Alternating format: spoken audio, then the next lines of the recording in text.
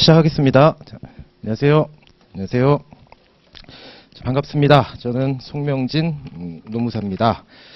노동경제학 연기를 시작할 텐데요. 이제 1년이 금방 가니까 연기를 시작으로 이제 차근차근 준비하시면 좋은 결과가 있으리라 생각을 합니다. 공인노무사를 이제 왜 준비하셨는지 다 이유가 있을 거고, 이 선택 과목을 하신 것도 다 이유가 있을 텐데, 그 이유에 부응할 수 있도록 저도 열심히 강의를 하도록 하겠습니다. 자, 그럼 강의 계획서를 한번 보도록 하겠습니다. 자, 강의 계획서 저는 송명진이고, 이제 이메일 있습니다. 옆에 이메일 주소로 문의사항 있으시면 제가 이메일로 답변 드리고, 학원 게시판에다가 문의하셔도 제가 답변 드립니다. 편하신 방법으로 이메일 또는 학원 게시판에 문의를 주시면 되겠고, 자, 이제 주말반입니다. 주말반. 그리고 이제 저녁 6시 반부터 이제 진행을 하게 되겠습니다. 그리고 교재는 저희 노동경제학 해서 지금 다 준비를 하셨을 텐데, 이제 보리아스 교재로 하도록 하고, 이제 부교재가 있습니다. 이번 시험도 마찬가지고, 이제 이 교재에서만 시험 문제가 나온다는 보장이 없어서, 이제 다른 기본서에 있는 내용까지 다 한번 훑어보도록 하겠습니다. 그리고 연습 문제라고 해서 계산 문제가 이제 나오기 때문에 계산 문제도 대비하도록 하겠습니다. 자, 강의 목표를 한번 보면, 자, 노동경제학 주요 기본서 내용, 어차피 시험은 다 기본서에서 나온다고 보시면 됩니다. 계산 문제도 기본서에 있는 거 숫자만 바꿔서 나오기 때문에 기본서 내용이 대단히 중요하고, 그리고 이제 그래프 현출 방식 습득해서 이제 그래프 한 번씩 그려볼 수 있도록 하고, 이제 연습 문제 풀이도 하고, 그리고 기출 문제 한번 살펴보고, 그리고 이제 실제 답안에 뭘 써야 되는지 이제 짚어드리도록 하겠습니다. 그래서 연간 일정은 이제 지금 연기, 이제 기본 이론을 학습하는 연기가 되겠고, 다음 페이지. 자, 강의 진행은 이제 기본서 강의인데, 이제 기본서 강의가 대단히 중요합니다. 기본서 강의가. 그래서 이 흐름을 알아야지, 이제 문제를 좀 꽈서 내도 이 흐름을 알아야지 쓸 수가 있기 때문에 기본서 강의가 되겠고, 두 번째 단락 보시면, 자, 연기 교재는 매년 시험에 반영되는, 지금 이 기본서에 있는 내용이 매년 반영된다고 보시면 됩니다. 그래서 반영되고 있는 이 그래프를 잘 보시고, 그 다음 단락에 아까 말씀드린 대로 다른 기본서 내용도 봐야 됩니다. 이번 시험에도 다른 기본서 내용이 나왔기 때문에 그래서 그 내용까지 한번 살펴보겠습니다. 자, 이제 강의 진도 표가 있는데, 자, 이제 노동경제학에 뭘 하는지 한번 보면, 자, 노동 공급 그리고 이제 노동 수요를 볼 겁니다. 노동 수요.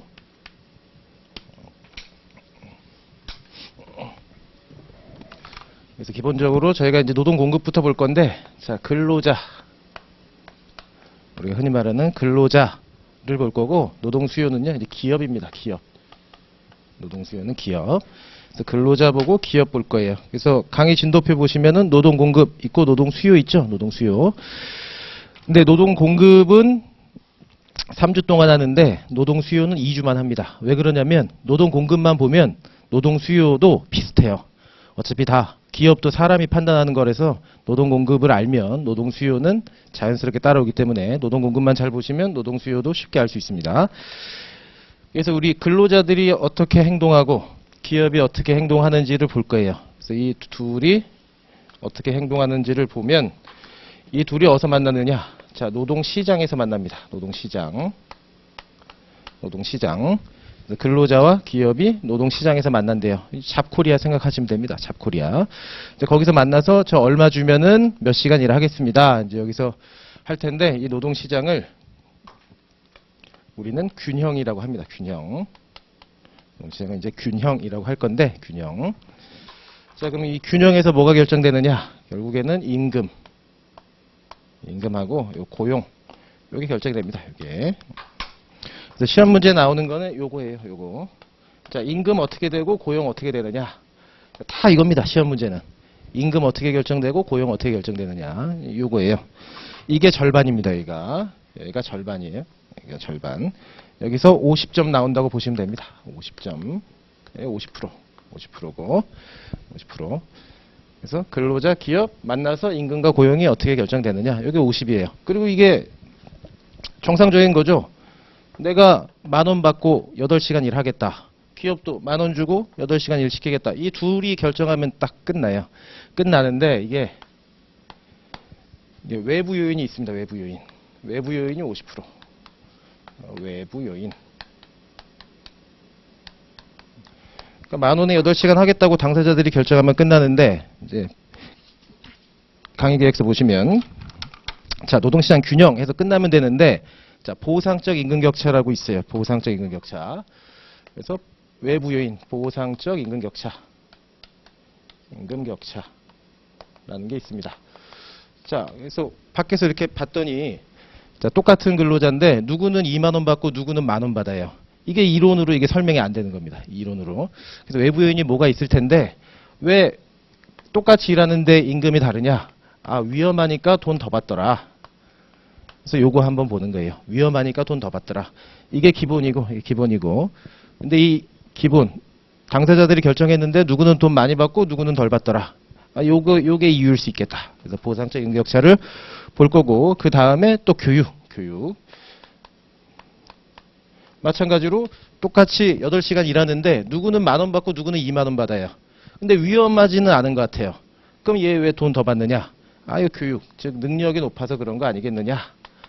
라고 이제 현실을 설명하는 거예요. 교육. 그래서 교육이 어떻게 임금을 높이느냐?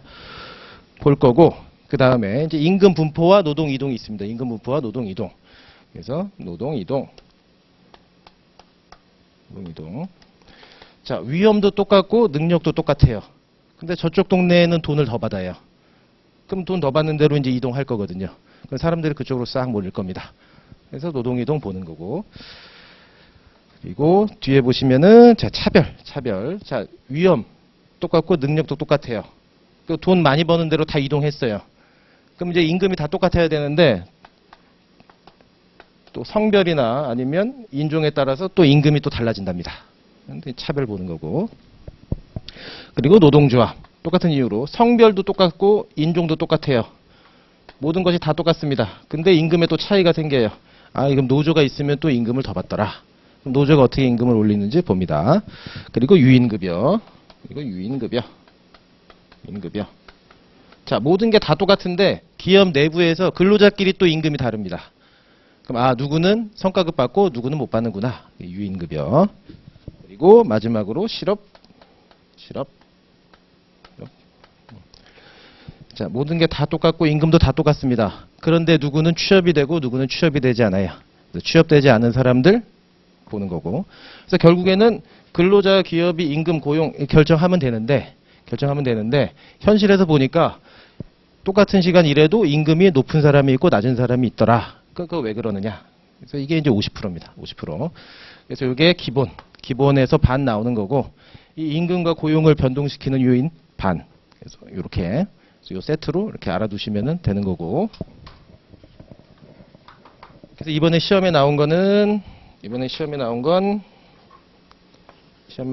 얘 50점, 얘 25점, 그리고 얘 25점. 그래서 결국엔 요 세트에서 다 나옵니다. 100점으로. 자, 그럼 요거를 아시고 한번 보도록 하겠습니다. 자, 교재 23페이지부터 보도록 할게요. 노동공급. 자, 이제 요거 근로자부터 봅니다. 근로자부터. 자, 근로자가 어떻게 행동하는지 한번 보도록 할게요. 자, 23페이지. 자, 모든 사람은 일을 할지 말지 여부를 결정해야 된다. 또한 만일 고용이 된다면 얼마나 많은 시간 동안 일을 할지 결정해야 된다. 어느 시점에서 경제의 총 노동 공급은 전체 인구에 속한 각각의 개인이 결정하는 노동의 양을 모두 합하여 결정이 된다. 그래서 일을 할지 말지 여부를 결정하는 게 하나고, 그럼 일을 하기로 했으면 몇 시간 해야 되느냐? 이게 하나고, 그래서 시험 포인트는 두 개예요. 일을 할지 말지 설명하라. 요거랑 일을 하게 된다면 몇 시간 일을 할지 설명하라. 요거를 저희가 이론으로 한번 보도록 하겠습니다. 자, 마지막 줄 볼게요. 자, 노동과 여가 선택 경제 모형. 이거 이제 줄 치시고 노동과 여가 치울게요. 노동과 여가 선택 모형. 자, 그래서 결국에는 이 근로자가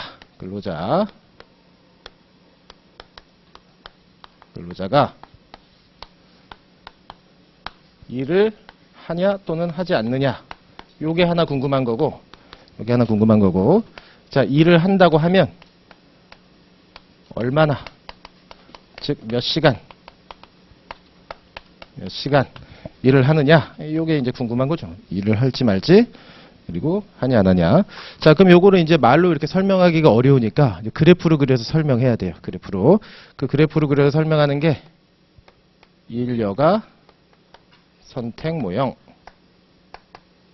모형이라고 하고, 이게 어차피 외국에서 있는 거를 번역을 한 거라서 일-여가 선택 모형이라고 하기도 하고, 소득-여가 선택 모형이라고 하기도 합니다.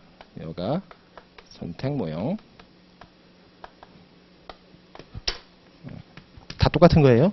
시험 문제는 보통 이제 소득-여가 선택 모형으로 다음을 분석하시오, 이렇게 나옵니다. 소득-여가, 일-여가 선택 모형, 노동-여가 선택 모형 다 똑같습니다. 다 똑같아요.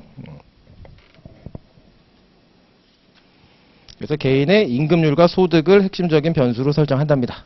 그래서 임금률과 소득, 그래서 일-여가, 노동-여가, 소득-여가 다 똑같다. 하나 알아두시고, 자, 다음 페이지 보겠습니다. 자, 2-1 경제활동 인구의 측정. 경제활동 인구의 측정. 이것도 시험에 한 번 나왔는데,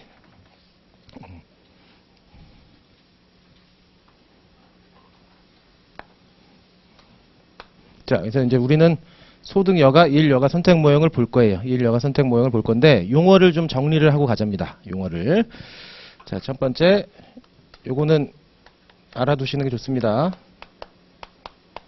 요거는 그릴 수 있어야 돼요. 생산 가능 인구.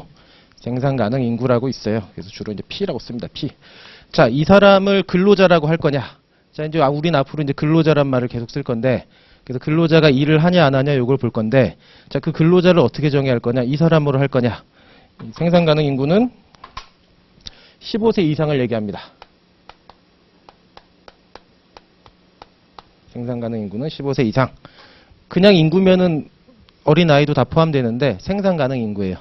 그래서 한 국가에서 일을 할 수 있는 능력이 있는 사람 15세 이상으로 봅니다. 생산 가능 인구는 15세 이상으로 봐요. 그럼 이 사람을 다 근로자라고 할 거냐? 그럴 수는 없답니다. 그럴 수는 없대요. 그럼 생산 가능 인구를 두 개로 쪼갭니다. 그래서 경제활동 인구, 그리고 비경제활동 인구,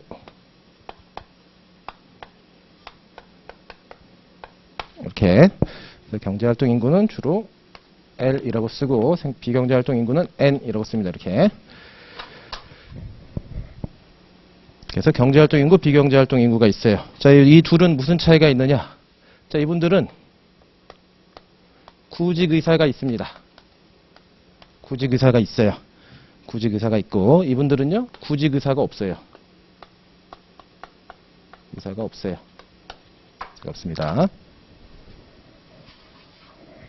그래서 대표적으로 비경제활동 인구는 우리 학생을 얘기합니다. 학생. 그리고 고령자. 이제 연세가 많으셔서 일할 생각이 없으세요. 그리고 가사활동을 전담하는 주부. 그래서 집에서 일을 해야 되기 때문에 일할 의사가 없어요. 자, 이분들까지 근로자로 포함하기는 어려워요.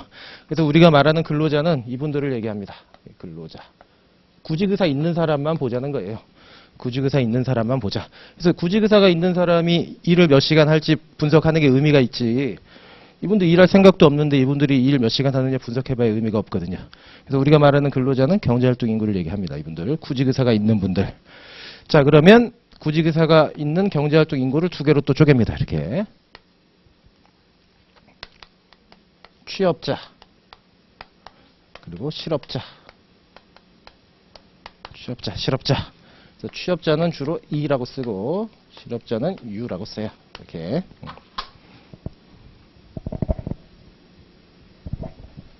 그래서 요거는 알아두세요. 요거는 알아두십시오.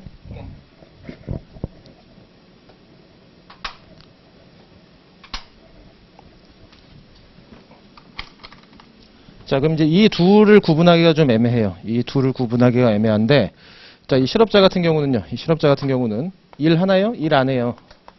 여러분들 일 못 하고 있어요. 이분들 일 하나요? 일 안 해요. 일 안 합니다. 일 안 한다는 입장에서는 똑같아요. 똑같은데 뭔 차이가 있다고요? 이분들은 구직 의사가 있어요. 이분들은요, 구직 의사가 없어요. 없어요. 구직 의사가 있고 구직 의사가 없습니다. 그래서 실업급여 받아보신 분들은 알 텐데, 실업급여 이제 일 관두고 실업급여 받으러 고용센터 가잖아요. 고용센터 가면은 은행 카운터처럼 이렇게 돼 있습니다. 이렇게 번호표 뽑고 가면은 거기에 실업 인정이라고 있어요. 실업 인정. 나 실업자 된 것도 억울한데 인정받아야 돼요. 그 인정받는 게 뭐? 이 구직의사 있는 거를 인정받는 겁니다. 저 면접도 이렇게 받고요. 면접 계획도 있어요. 그래야 이분들한테 주는 거예요. 구직급여는 실업자한테. 이분들한테 안 줍니다. 그래서 똑같이 일하지 않는데 실업자가 되려면 구직의사가 있어야 돼요. 구직의사가 있어야 된다. 당연히 이분들은 취업자는 일도 하고 구직의사는 당연히 있었겠죠. 여기서는. 자, 그래서 이렇게 구분이 되더라. 여기까지 알아두시고 한번 책을 읽어보겠습니다. 자, 경제활동 인구의 측정.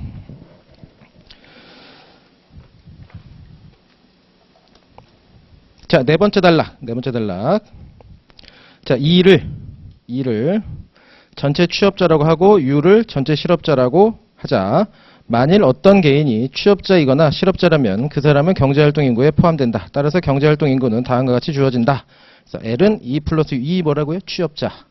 U는요? 실업자. 이 둘을 합쳐서 경제활동 인구라고 하고 이 둘은 뭐? 구직의사가 있는 분들이에요. 구직의사가 있다.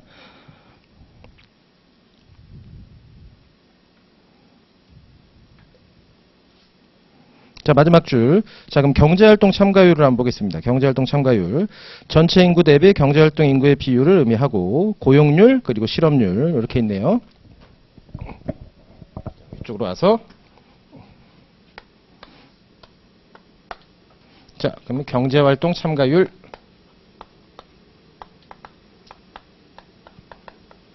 경제활동 참가율은 자, 우리 생산 가능 인구 중에서 자, 경제활동 인구가 얼마나 되느냐? 얼마나 되느냐를 보는 거예요. 그럼 생산 가능 인구는 P라고 했죠, 이렇게. 경제활동 인구는 L. 이렇게 쓰면 됩니다. 이렇게. PL. 주로 쓰는 이제 통계가 요거. 자, 두 번째. 자, 실업률. 자, 실업률은요. 자, 구직의사가 있는 사람들. 경제활동 인구 중에서 자, 실업자 얼마나 되느냐예요. 경제활동 인구 중에서 실업자 얼마나 되느냐. 즉, 구직의사 있는 사람 중에서 일 못하는 사람 얼마나 되느냐를 측정하는 겁니다. 실업률. 그래서 이제 항상 뉴스에 나오죠. 그래서 얘는 어차피 요거니까 취업자, 실업자 합친 거니까 이렇게 써도 되는 거고 식을 분해해서 실업률.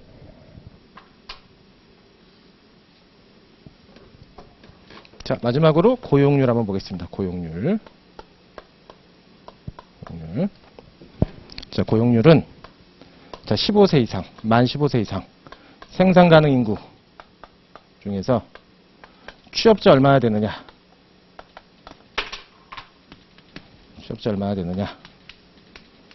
그래서 취업자 얼마나 되느냐예요. 이게 고용률. 얘는 또 경제활동 인구, 비경제활동 인구 합쳐서 이렇게 쓸 수도 있겠죠. 이렇게. 그래서 주로 이제 통계 보는 건 3개입니다. 3개고 우리 보통 뉴스에는 이제 실업률만 나오는데 얘 가지고는 경제활동을 정확히 판단하기가 어려워요. 이 실업률만 가지고는. 이 실업률 가지고 이제 장난칠 수가 있거든요. 그래서 고용률도 함께 나오고 집에 갈 때 노동부 사이트 뭐 아무데나 들어가시면은 그 통계에 항상 이거 2개 같이 보여줍니다. 노동부 사이트에서 실업률과 고용률. 이 실업률 가지고 장난치기가 매우 좋거든요. 실업률 가지고. 자, 실업률 가지고 장난치기가 얼마나 좋냐면 자, 실업률. 자, 실업자가 지금 1명이에요. 취업자가 9명. 그럼 실업률 몇 프로? 10%. 실업률 10%예요, 10%. 구직의사 있는 사람 중에 지금 1명이 일자리 못 구했잖아요. 근데 불경기가 찾아왔어요. 경기가 너무 안 좋아요. 경기가 너무 안 좋아서 도저히 취업이 안 돼요. 도저히 취업이 안 됩니다. 그래서 나 그냥 공부해야 되겠다. 나 그냥 공부해야 되겠다. 이쪽으로 나 공부나 해야 되겠다. 취업도 안 되는데 학생이 됐어요. 그럼 이제 실업자 몇 명? 0명. 그럼 실업률 몇 프로예요? 0%. 실업률만 보면 좋아진 거예요. 이렇게. 불경기가 됐는데 실업률은 떨어졌어요. 그럼 정부에서 와 우리 잘하고 있다 이제 이럴 수가 있거든요. 그래서 고용률을 보는 겁니다. 고용률. 뭘 좋아져. 취업한 사람 9명 그대로인데 좋아진 거 아니야 라고 할 수 있거든요. 고용률은요. 이거죠. 취업자 수를 보는 거예요. 고용률은. 그래서 정부에서 실업률 가지고 이렇게 장난칠 수가 있기 때문에 고용률을 항상 함께 봅니다. 고용률을. 그래서 고용률을 보는 이유예요. 자, 여기까지 아시고 한번 보겠습니다. 자, 그러면 경제활동 참가율은 옆에 보시면은 자, 참가율은 생산 가능 인구에서 경제활동 인구. 그러니까 만 15세 이상 인구 중에서 구직 의사가 있는 사람 얼마나 되느냐 이거 보는 거고. 자, 고용률은요. 자, 생산 가능 인구 만 15세 이상 중에서 취업한 사람 몇 명이냐. 취업자 수만 보자. 그리고 실업률은 경제활동 인구 대비 실업자의 수의 비율입니다. 실업자 수의 비율. 자, 그럼 숨겨진 실업자. 자, 노동통계국, 정부 얘기하는 겁니다. 정부. 이게 번역투라서 노동통계국이고 그냥 정부라고 보시면 됩니다. 정부는 실업자에 대한 주관적인 측정치에 근거한 실업률을 계산한다. 자, 이게 무슨 말이냐? 주관적인 측정치. 이게 뭐예요? 이 구직의사를 얘기하는 거예요. 구직의사. 너 구직의사 있어 없어? 그러니까 그 사람의 선의에 기댈 수밖에 없어요. 이건 객관적으로 안 됩니다. 실업급여 받으려고 일할 생각도 없는데 저 일할 생각 있는데요. 이렇게 얘기할 수 있는 거예요. 그래서 측정치에 근거한 실업률을 계산한다는 얘기입니다. 정확하지 않다는 얘기예요. 어떤 개인이 실업자로 분류되기 위해서는 일시적인 해고 상태에 있거나 4주 동안 일자리를 찾기 위해 적극적으로 노력했다고 응답해야 된다. 이게 구직의사입니다. 적극적으로 노력, 구직의사. 자, 일자리 찾기를 포기했거나 그만둔 경우에는 실업자로 간주되지 않고 비경제활동 인구로 분류되는데 한편으로 어떤 사람의 경우 현재 일할 의욕이 없음에도 실업급여 혜택을 누리기 위해 적극적으로 일자리를 찾고 있다고 주장할 가능성이 존재한다. 그래서 구직의사 주관적인 측정치에 의해서 정확하지가 않아요. 자, 그 다음 단락 네 번째 줄 중간. 자, 탐색 활동을 단념하고 노동시장을 이탈하여 더 이상 실업자로 간주되지 않는 현상이 관찰되는데 그런데 숨겨진 실업자 줄치면 됩니다. 숨겨진 실업자. 군을 실업률 계산에 포함하는 것이 바람직할지도 모른다. 자, 요분들 아까 제가 말씀드린 거 이분들. 자, 이분들이 경기 너무 어려워서 학생 해야 되겠다. 이분도 사실 실업자에 포함돼야 되는 거 아니냐 이 얘기예요. 일자리 찾다 못 찾아가지고 마지못해 학생이 됐는데 왜 이 사람들 실업자에서 빼냐. 이 사람도 실업자에 넣어야지. 이제 그 얘기하는 겁니다. 그래서 바람직할지도 모른다. 자, 다음 단락. 자, 어떤 학자들은 총 경제활동에 대한 객관적인 지표는 고용률이라고 주장한다. 그래서 실업률 보지 말고 취업자가 늘었으면 좋은 거고 줄어들면 나쁜 거 고용률 보자라고 주장하는 사람들도 있어요. 실업률 이거 의미 없다 이거. 장난칠 수 있다 해서. 고용률은 단순히 전체 인구 중에서 일자리를 갖고 있는 사람의 비율을 나타내는데 취업자만 보자 이겁니다. 취업자만 보자. 그러나 고용률도 문제가 있는 게 고용률은 스스로 실업자라고 생각하는 사람과 비경제활동을 구분하지 않고 함께 묶어서 생각하는 단점이 있다. 자, 비록 경제활동 인구 중 숨겨진 실업자들이 포함되어 있긴 하지만 은퇴자 집단, 고령자 얘기하는 겁니다. 고령자, 어린아이를 양육하는 여성, 그리고 현재 학교에 등록한 학생 등 일할 의도가 대다수 사람들이 여기에 속해 있을 수 있습니다. 자, 고용률의 하락은 실업률이 증가한 결과일 수도 있고 이와 상관없이 출산율이 증가하거나 학교 등록률이 증가한 결과일 수도 있다. 고용률만 보는 것도 애매한 게 자, 이 국가가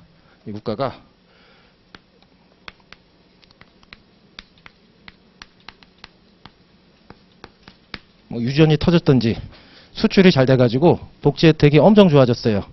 집에만 있어도 한 달에 300씩 줍니다. 복지 혜택이 좋아져가지고. 그럼 난 굳이 일할 필요 없거든요. 난 굳이 일할 필요 없어요. 내가 못다한 공부해야 되겠다. 또 이분도 학생 됩니다. 300만 원 주는데요, 뭐 한 달에. 고용률이 9에서 8명으로 이렇게 줄었어요. 고용률이 이렇게 줄었습니다. 자, 그럼 요것도 이거 나쁘다고 볼 거니? 이거 나쁜 거 아니잖아요, 이거. 내가 못다한 공부 하겠다는데 우리나라가 이게 복지국가가 돼서. 근데 마치 통계만 보면 고용률만 보면 또 나빠진 것처럼 보여요. 뭐 문제 있구나. 근데 이 고용률도 만능이 아니에요. 그래서 실업률과 고용률을 함께 봐야지 정확한 지표를 알 수가 있다 이겁니다. 고용률, 실업률. 그래서 얘는 시험 문제로 한 번 나왔습니다. 한 번. 숫자로 계산하라고. 숫자로 계산하라고. 그래서 요거 아시고 이 분해해서 어떻게 되는지 아시고 요거 알아두시면 되겠습니다. 자, 그래서 우리는 이제 우리나라 15세 이상, 만 15세 이상 국민은 이렇게 구성이 되는데 통계는 이렇게 구성이 되고 우리가 근로자라고 말하는 분들은 요 분들을 얘기할 거다. 구직의사가 있는 분들. 그래서 앞으로는 이 구직의사가 있는 분들 위주로 보도록 하겠습니다. 자, 2- 노동공급에 대한 기초적 사실인데요. 이제 옆에 이제 통계가 나옵니다. 이제 통계는 넘어갈게요. 통계는 넘어가도록 합니다. 자, 그럼 2-3 이제 근로자의 선호 보겠습니다. 근로자의 선호. 자, 그럼 이제 구직 의사가 있는 분들을 대상으로 이제 근로자라고 정의하고 이분들을 가지고 이제 분석을 할 텐데 근로자의 선호. 자, 경제학자들이 근로자의 노동공급 행위를 분석하기 위해 전형적으로 선택하는 모형을 노동여가 선택 모형이라고 하기도 하고 뭐라고 한다고요? 소득여가 선택 모형이라고 하기도 합니다. 노동하면 돈 버니까 소득여가 선택 모형이라고 부른다.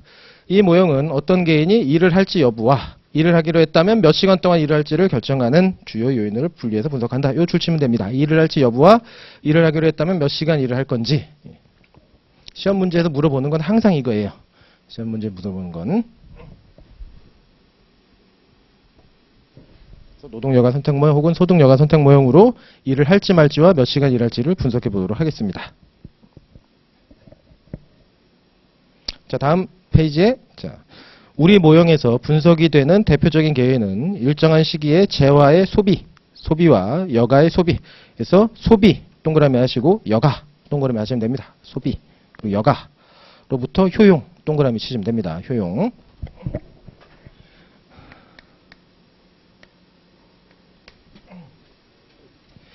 노동경제학 처음 하실 때 이제 할까 말까 뭐 저 역시 이제 이거 시험 봤으니까 노동경제를 할까 말까 이제 고민하지 않았겠습니까? 그러면 이제 책을 한번 펴보죠. 책을 펴보면 일단 그래프가 나오니까 하기 싫어요. 좀 뒤에 가면은 수식이 나오네요. 더 하기 싫어요. 그래도 어떻게 꾸역꾸역 해보려고 하면은 이 번역투라서 효용? 저희가 살면서 효용이란 말 안 쓰거든요. 효용이란 말 안 써요. 용어도 이제 낯설어요. 그럼 더 하기 싫죠. 그런데 이제 한 번만 이렇게 보시면 이게 전혀 어렵지가 않습니다. 이게 전혀 어렵지가 않아요. 그래서 이 용어가 좀 번역투고 낯설어도 쓰다 보면은 자연스러워집니다. 이 효용인데 이 효용 뭡니까 이거? 이 만족감이에요. 만족감. 뭐 기쁨이라고 할 수도 있겠습니다. 기쁨. 결국에 우리는 누구 봅니까? 근로자 봐요. 근로자. 자, 이제 근로자가 일을 할지 말지 혹은 이 근로자는 결국에는 사람이니까 기쁘려고 살아가는 거 아닙니까? 기쁘려고 살아가는 거고 만족하려고 살아가는 거예요. 그럼 이 근로자가 효용 혹은 만족감을 주는 게 많이 있을 거예요. 돈도 있을 것이고 뭐 여행 가도 기쁘겠죠? 여행 가도 기쁠 거고 뭐 집 사도 기쁠 거고요. 차 사도 기쁠 거고 등등등등등 너무 많아요. 이 사람을 기쁘게 해주는 건 너무 많아요. 너무 많은데 이 분석을 단순화해가지고 이제 분석을 해야 되니까 우리는 두 개만 분석할 수 있습니다. 두 가지. 왜냐면 그래프가 항상 이제 이렇게 나오잖아요. 그럼 우리는 두 개밖에 못 봐요. 이렇게 두 개밖에 못 봐요. 자, 세 개를 보려고 하면 이렇게 3차원이 돼야 되거든요. 이렇게 3차원이 돼야 돼요. 이렇게 9 이렇게 그려가지고 그럼 분석 안 됩니다. 우리 머리로는. 예. 안 되니까 항상 우리는 두 가지로 정의를 해야 돼요. 모든 이론이 다 똑같습니다. 자, 두 가지로 정의를 해야 돼요. 그러니까 가만 보니까 이게 노는 거죠, 노는 거. 이거 여행. 얘는 시간이에요, 시간. 시간 단위예요, 시간. 아, 노는 시간이 많으면 기쁘구나. 시간 하나. 그리고 이것들 집, 차 등등등. 이것도 다 뭡니까, 이거? 얘는 결국엔 돈으로 귀결이 돼요, 돈으로 다 귀결이 돼요. 돈 가지고 다 살 수 있어요. 자, 그럼 하나는 얘는 돈이구나, 돈. 결국에는 돈과 시간, 이 두 가지로 기쁨을 살 수 있겠구나. 가 되는 겁니다. 뭐 여기 반론이 있을 수도 있어요. 돈도 아니고 시간도 아니고 뭐 있는데요. 뭐 사람의 마음. 뭐 그런 것도 있을 수 있는데, 근데 우리는 이 두 가지만 봅니다. 두 가지만. 이 두 가지로 귀결해서 보도록 하겠습니다. 그리고 이제 노동경제학 보면은 이게 막 그래프 나오고 수식 나오고 이게 막 물리학 법칙 같이 만고불변의 진리가 아닌가 이렇게 생각할 수 있는데 그런 게 아니고 이것도 사람이 만들어낸 이론이고 이것보다 더 좋은 이론이 있으면은 요거 안 봐요. 더 나은 이론이 나타나면은 요거 안 보는데 아직도 이 이론보다 더 나은 이론이 없으니까 요걸로 보는 겁니다. 이걸로. 자, 그럼 결국 돈과 시간으로 볼게요. 그럼 효용은 주로 U라고 씁니다. U.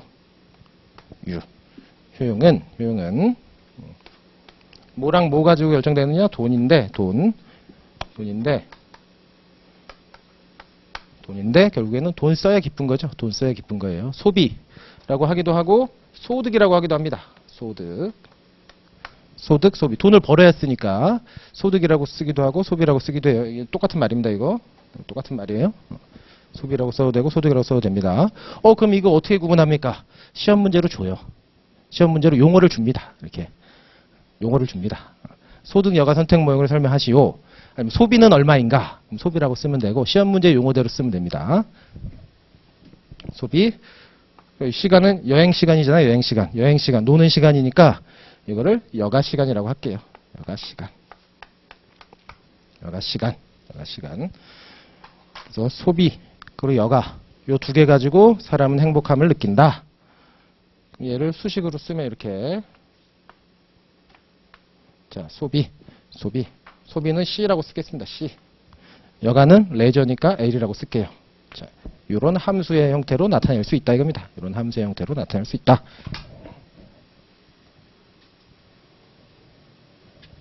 자, 그래서 이것도 이렇게 함수 형태 이거 F 들어가면은 이제 또 머리 아파요 하시는데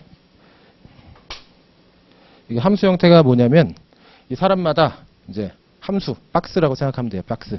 사람마다 박스가 다 달라요. 생긴 게 달라서 어떤 사람의 박스는 삼각형, 어떤 사람의 박스는 뭐 사각형. 사람마다 다른데 누구는 1만 원 벌고 9시간 놀아요. 9시간 여행 가고 1만 원 벌면은 누구는 이 박스 형태에 따라서 누구는 기쁨이 10, 누구는 기쁨이 8. 사람마다 이 나오는 기쁨이 다 다르단 말이에요. 사람마다 똑같은 돈 벌고 똑같은 여가 시간 줘도 사람마다 나오는 기쁨이 다 달라요. 그래서 사람마다 기쁨이 그 박스가 다 다르다는 의미로 F를 붙인 겁니다. 이거. 그래서 이렇게 함수 형태로 나타낼 수 있다. 여기까지 보시고 자 밑에 봅니다. 효용과 무차별 곡선. 자 개인이 재화와 여가 소비로부터 만족을 얻는다는 개념은 자 효용함수의 형태로 요약할 수 있고 이렇게 소비와 여가를 이렇게 여기다 집어넣으면은 기쁨이 얼마 이렇게 나오더라. 그래서 이 함수 형태로 이렇게 나타내는 겁니다. 자, 이 효용 함수는 어떤 사람이 재화와 여가를 소비하면서 느끼는 만족도 또는 행복감을 측정하는 지수를 표현합니다. 이 지수를 우리는 효용이라고 부를게요. 앞으로 기쁨, 만족감 이거 다 효용이라고 부릅니다. 효용 지수가 높을수록 이 사람이 더 큰 만족감을 느낀다고 하겠습니다. 우리는 더욱 많은 재화 소비를 혹은 더욱 많은 여가 시간을 갖게 될 때 이 사람의 효용이 증가한다고 가정합니다. 경제 용어로 C와 L, C는 뭐 소비, 돈이요 돈, L은 뭐 여가, 시간이요 시간. 비재화가 아니라 재화로 분류된다. 자, 비재화는 안 좋은 거, 재화는 좋은 거.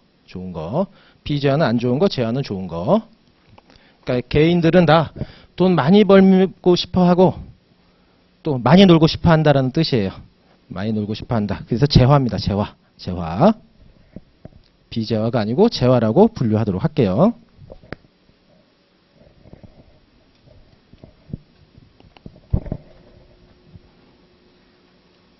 자, 그러면 이제 얘를 한번 그래프로 그려보도록 할게요.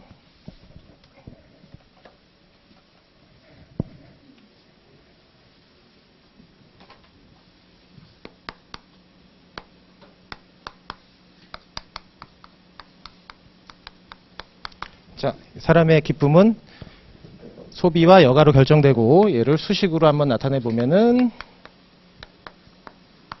자, 이렇게 쓸 수 있다고 했어요. 이렇게 쓸 수 있다. 그럼 얘를 한번 그래프로 한번 그려보세요. 그림으로 한번 그려보자. 자, 가로축을 여가 시간이라고 주겠습니다. 여가 시간. 그럼 세로축은요? 소비 주면 되겠네요. 소비. 그래서 얘는 몇 만원, 만원 단위로 측정을 할게요. 몇 만원. 얘는요, 시간이니까 시간. 자, 이 사람한테 지금 10시간이 주어져 있어요.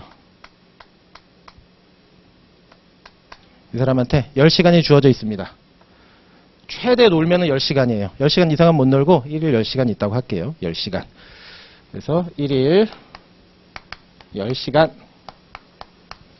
그리고 임금. 나가서 일하면은 시급 1만원. 이라고 하겠습니다. 1만원.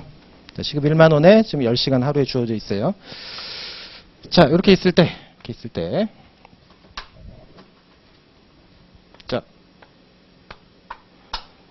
이 사람이 9시간 여가를 한다는 얘기는, 9시간 여가를 한다는 얘기는, 자, 밑에다 선 하나 더 그려서 노동시간.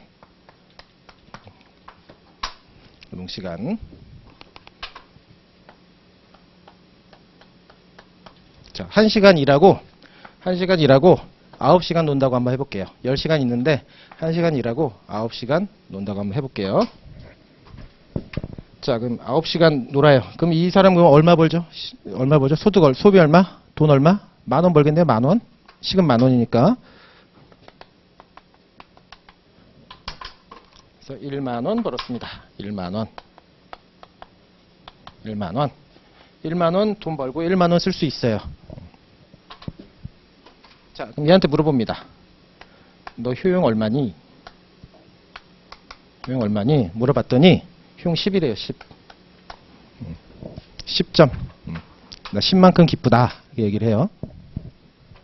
자, 이번엔 반대로.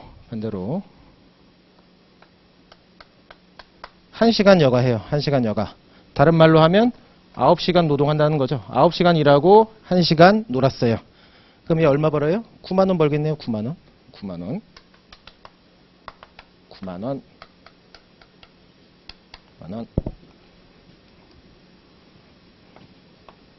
그럼 얘 그럼 효용이 얼마니? 라고 물어봤더니 얘 효용도 10이래요. 10. 얘 효용도 10이랍니다. 10.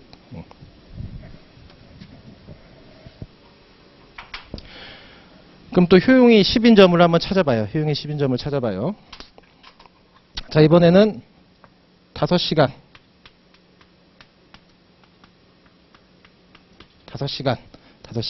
얼마 벌어요? 5만원.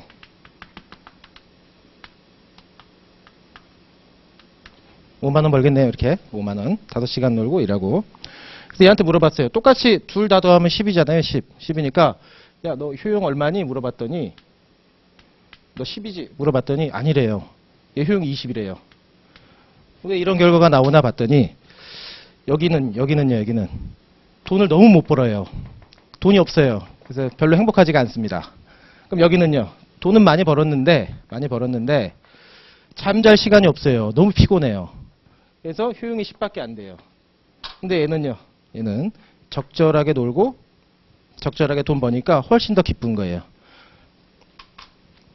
그럼 끝으로 그럼 효용이 10인 점을 한번 찾아보자. 효용이 10인 점을. 얘는 20이니까 효용이 10인 점을 한번 찾아보자. 그래서 효용이 10인 점을 한번 찾아봤더니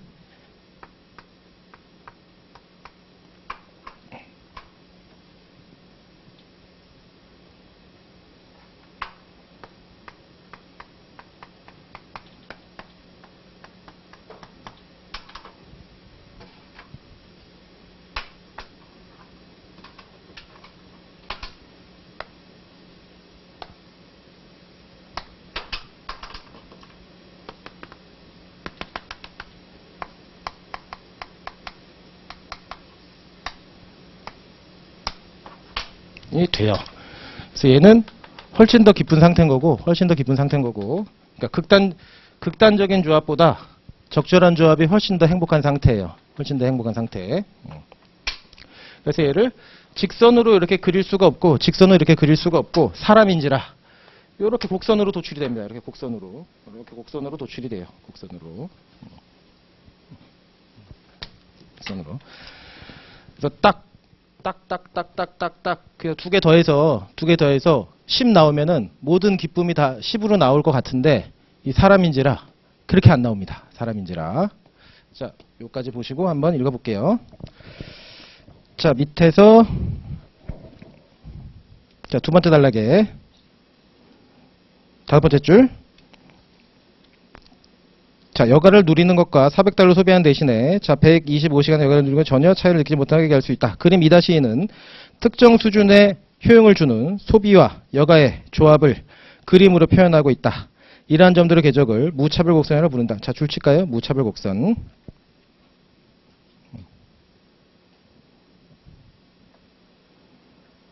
자, Y점을 지나는 무차별 곡선상의 모든 점은 모두 25,000의 효용 수준을 갖는다. 만일 이 사람이 450달러의 상당의 소비를 하고 150시간 여가를 누린다고 가정해보자. 자, 소비와 여가 이런 조합은 더 행복하게 만들고 원점에서 더 멀리 있는 3번의 준 있도록 한다. 우리는 Z를 지나는 무차별 곡선을 그릴 수 있는데 같은 방식으로 효용 수준을 대표하는 무차별 곡선을 그릴 수 있는데 이러한 무차별 곡선의 집합을 무차별 지도라고 한다. 무차별 지도라고 한다. 자, 무차별 곡선이란 말이 나오네요. 무차별 곡선. 자, 얘가 무차별 곡선이에요. 무차별 곡선.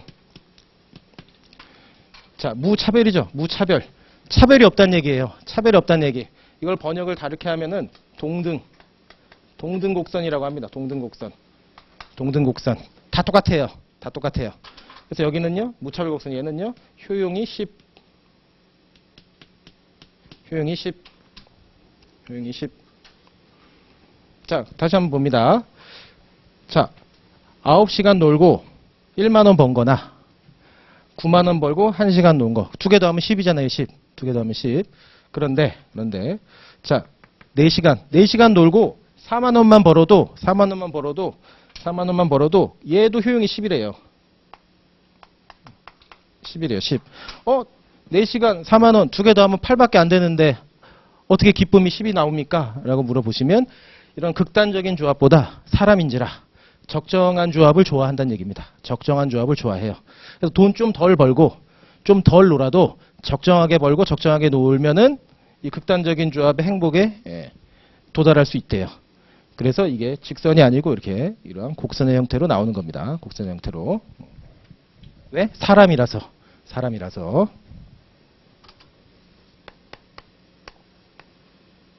이거는 10. 돈 좀 덜 벌고 덜 놀아도 나는 10만큼 기쁠 거야. 이게 무차별 곡선이고 여기서는 효용이 다 똑같아요. 다 10입니다. 여기서는 다 10이에요. 그래서 효용이 다 10. 그래서 무차별, 차별이 없다. 동등하다. 동등곡선. 그래서 다 10, 다 10. 자, 그럼 얘도 똑같은 방식으로 그릴 수 있겠죠. 똑같은 방식으로 이렇게 그릴 수 있을 거예요.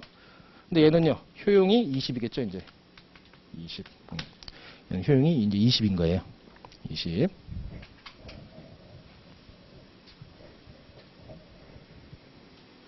그래서 이게 무차별 곡선입니다. 그래서 사람이라서 직선으로 도출이 안 돼요. 기계가 아니라서. 적정한 조합을 더 좋아해요. 적정한 조합을 더 좋아합니다. 자, 그럼 이 무차별 곡선의 특징을 한번 볼게요. 자, 1번. 무차별 곡선은 우하향한다. 우하향한다. 우하향한다. 자, 우리가 우상향, 우하향 이란 말 하는데, 우상향, 우하향 이란 말 하는데, 자, 이쪽이 우측이잖아요. 우측. 우측으로 갈수록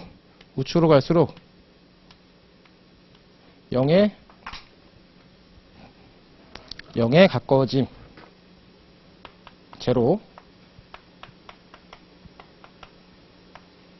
이게 우하향이에요.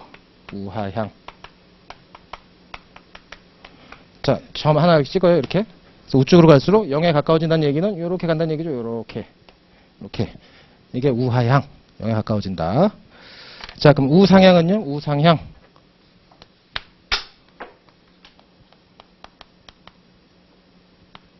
우측으로 갈수록 0에서 멀어짐.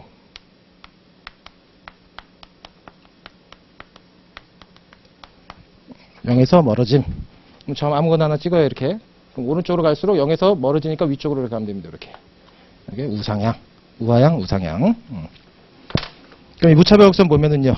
자, 오른쪽으로 갈수록 0에 가까워지잖아요. 생긴 게. 그래서 우하향 한다고 하는 겁니다. 우하향. 자, 그럼 읽어보면, 자, 우리는 사람들이 소비와 여가 모두 더 많은 수준을 선호한다고 가정했습니다. 만약 무차별곡선이 우상향한다면 더 많은 소비와 더 많은 여가로 구성된 조합이 이보다 적은 소비로 여가된 조합과 동일한 수준의 효용을 줄 수 있다. 이는 개인이 더 많은 소비와 더 많은 여가를 선호한다는 가정과 모순되는 결과를 낳는다. 자, 어떤 사람에게 약간의 여가를 더 제공하면 효용을 동일하게 유지하도록 유의하는 방법은 이 사람의 소비의 일부를 줄이도록 하는 것이다. 자, 요거 줄치면 됩니다. 어떤 사람에게부터. 자, 약간의 여가를 더 제공하면서 효용을 동일하게 유지하도록 유의한 방법은 소비의 일부를 줄이도록 하는 것이다. 자, 얘가 이렇게 0에 가까워지잖아요. 0에 가까워지잖아요. 0에. 자, 너 1시간 더 놀게 해줄게. 1시간 더 놀게 해줄게. 그럼 얘 더 기뻐질 거 아니에요. 효용 올라갈 거 아니에요. 그럼 동일한 효용 유지하려고 그러면 돈 뺏어야 돼요. 돈 뺏어야죠. 돈 뺏어야 돼. 그래야 효용이 동일하게 유지가 돼요. 안 그러면 더 기뻐질 거니까. 그래서 이 무차별곡선은 우양한다. 여가 하나 더 늘리면은 얘가 더 기뻐지니까 안 돼. 효용 10 만들어야 돼. 그럼 돈 뺏어야 돼요. 그래서 우양한다. 자, 두 번째. 원점으로부터 멀리 떨어진 무차별곡선이 더 높은 수준의 효율을 의미한다. 요거죠, 요거. 원점에서 이렇게 더 멀어지면은 효용이 더 커진다고 가정해요. 효용이 더 커집니다. 이렇게. 커진다. 그쵸? 돈도 더 많이 받고 더 많이 놀면은 더 기뻐진다라고 가정하는 겁니다. 이거 법칙인데 이걸 왜 자꾸 가정이라고 하시냐고 물어보는 분도 있는데, 가정이라고 할 수밖에 없는 게 그 통계를 내보면 이상한 사람들이 있어요. 아닌데요? 저 노는 거 이제 지겨운데요? 불행한데요? 이렇게 얘기하시는 분이 있단 말이에요. 그러면 할 말 없네요. 그렇게 생각한다는데 뭐라고 하겠습니까, 학자가. 그래서 그런 특이한 사람도 있을 건데, 그래서 이제 가정한다라고 하는 겁니다. 가정한다. 돈 더 많이 벌고 더 많이 놀면 기쁘다고 가정할 겁니다. 그래서 더 높은 수준의 효용을 의미한다. 자, 세 번째, 무차별곡선은 서로 교차하지 않는다. 교차하지 않는다. 자, 무차별곡선이 교차하면은 분석이 또 안 돼요. 그래서 교차하지 않는다고 가정할 겁니다. 교차하지 않는다고 가정할 거예요. 자, 얘 효용 10이라고 했죠. 얘 효용 10. 자, 바깥으로 뻗어나가면요. 이렇게 바깥으로 뻗어나가면 얘 효용은 20이에요. 바깥으로. 자, 이 원점에서 0에서 멀어지면은 효용이 커진다고 가정했어요. 효용이 커진다. 가정했어요. 근데 이게 교차해버리면, 자, 가령 이렇게 생겼네요. 이렇게. 이 효용 얼마냐 이거예요. 자, 이렇게 보면은 더 기뻐졌어요. 이렇게 보면. 더 기뻐졌는데, 얘는요, 안쪽으로 오니까 불행해졌어요. 이게 교차하면 분석 자체가 안 돼요. 분석이 안 됩니다. 이렇게 되면. 그래서 교차하지 않는다고 또 가정해요. 왜? 분석이 안 되니까 이게.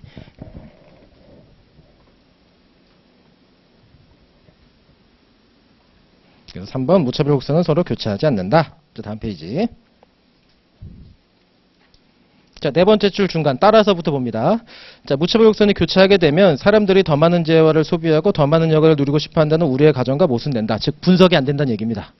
교차하면 분석을 못 하니까 교차하지 않는다고 하자. 마지막 4번. 이게 제일 중요합니다.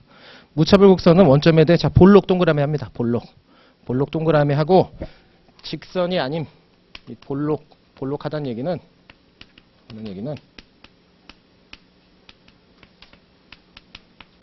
직선이 아니다.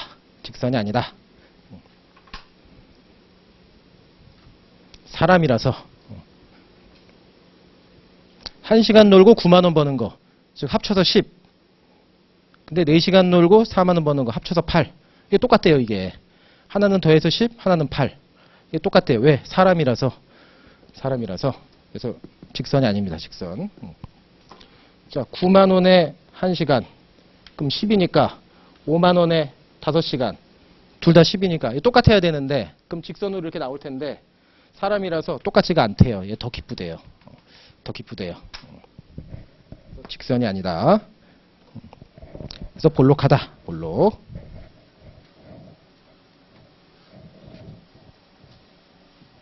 자, 이게 볼록하고 오목하고 헷갈릴 수 있는데 볼록하고 오목하고 자, 얘를 기준으로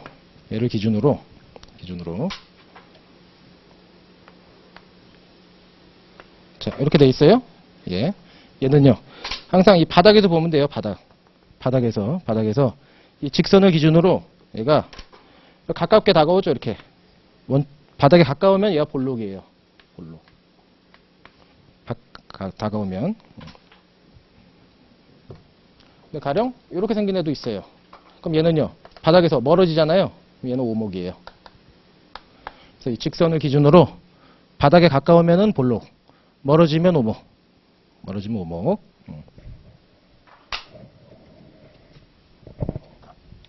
그래서 볼록하다.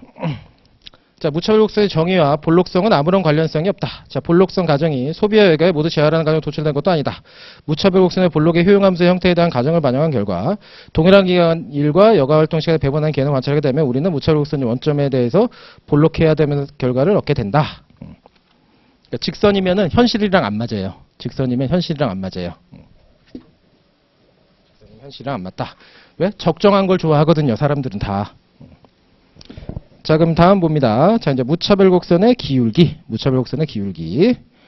자, 만일 누군가 1시간 여가를 더 즐기거나 1달러의 가치에 해당하는 재화를 구매하여 소비한다면 이 사람의 효용은 어떻게 변할까? 여가의 한계 효용부터 나오네요. 무차별 곡선의 기울기. 지우고.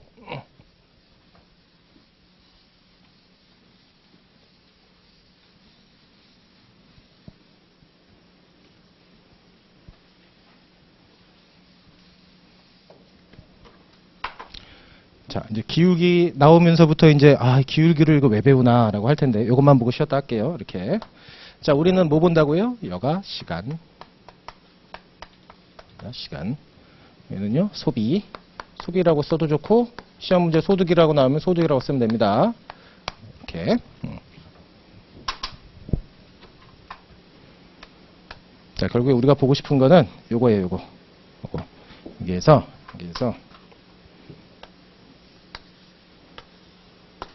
무차별 곡선. 자, 노동 공급이든 노동 수요든 똑같습니다. 요거 찾는 거예요, 요거. P. 균형. 요거 찾는 거거든요. 균형.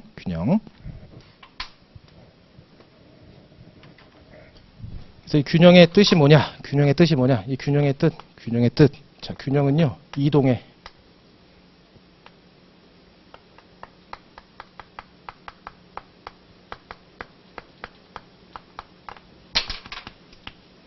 이동의 유인이 없는 상태를 균형이라고 해요. 이동의 유인이 없는 상태.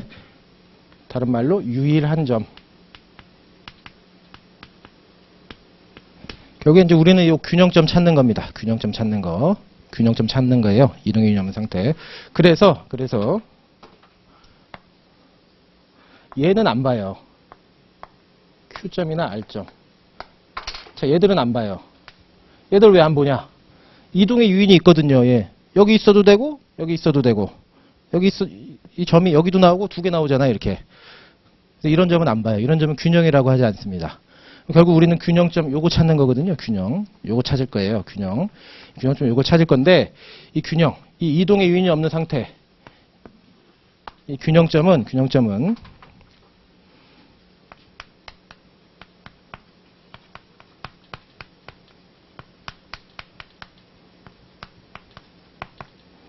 이 균형점은요, 두 선, 이 직선과 이 곡선, 이 두 선의 기울기가 동일한 점이 균형점이에요.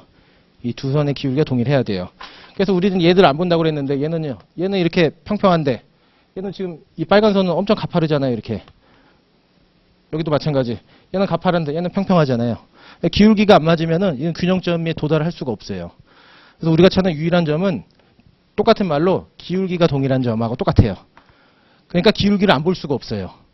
기울기가 동일하네? 이렇게 결론 딱 낼 거란 말이죠. 그래서 무차별 곡선의 기울기를 볼 수밖에 없는 거예요. 왜?